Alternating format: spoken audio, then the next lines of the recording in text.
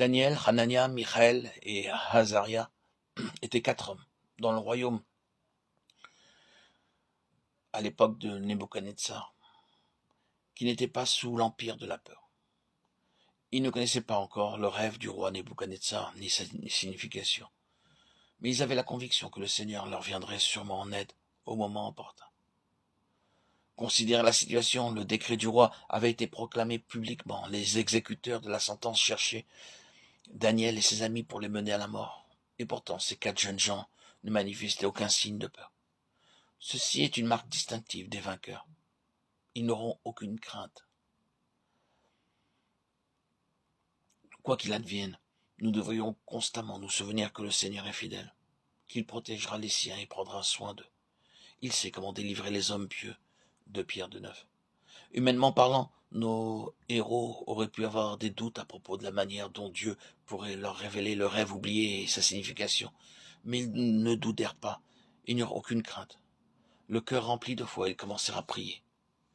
Et Daniel se rendit vers le roi et le pria de lui accorder du temps pour donner au roi l'explication.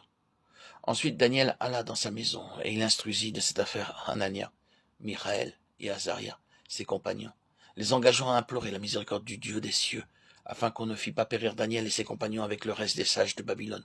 Daniel 2, 16, 18.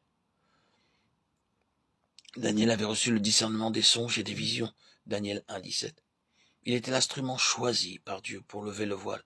Mais il fallut que les 4 jeunes, gens unis en esprit, prissent part à la prière, pour que Dieu accorde la révélation. Ce fait mérite d'être souligné.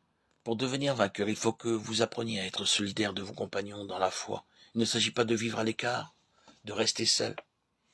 À cet égard, il y a beaucoup de personnes qui sont dans l'erreur. Elles deviennent indépendantes dans leur vie, leur habitude et leur ministère. Elles s'imaginent être plus spirituelles que d'autres, parce qu'elles vivent et travaillent seules. Or, le plan de Dieu est que nous vivions ensemble et que nous portions les fardeaux les uns des autres, accomplissant ainsi la loi de Christ. Portez les fardeaux les uns des autres, et vous accomplirez ainsi la loi de Christ. Galates 6, 2. Si Dieu vous a donné une femme et des enfants, c'est votre responsabilité de vous en occuper, même si vous êtes pauvre et avez beaucoup d'enfants. Il faut que vous portiez ce fardeau. De la même manière, au bureau, vous devez vous acquitter fidèlement de votre propre travail. Les fardeaux terrestres et les fardeaux familiaux, c'est vous qui devez les porter. Il est possible que des amis vous aident, mais vous ne pouvez pas l'exiger. Dans les affaires spirituelles, il faut que nous portions nos fardeaux ensemble. Nous devrions partager nos charges et nous emparer du Seigneur ensemble. Beaucoup d'ouvriers du royaume ont perdu leur ministère et leur bénédiction parce qu'ils sont devenus indépendants d'esprit. Daniel savait que Dieu lui avait accordé le don de comprendre les visions et les rêves. Daniel 1, 17. Il y a tout lieu de croire que beaucoup avaient fait appel à lui pour qu'il interprète leurs songes. Pourtant Daniel ressentit en cette circonstance le besoin de chercher la compagnie de ses 3 amis. C'est tous ensemble qu'ils prièrent. Ils partagèrent ce ministère. Leurs dons étaient différents, mais ils demeuraient des partenaires égaux dans l'œuvre de Dieu. Si vous désirez devenir vainqueur, n'hésitez pas à rechercher la compagnie de frères dans la foi pour prier.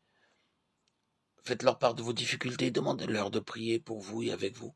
Vous découvrirez alors combien ceci est salutaire. Pour cette raison, il faut que nous nous réunissions fréquemment pour prier en tant qu'Église.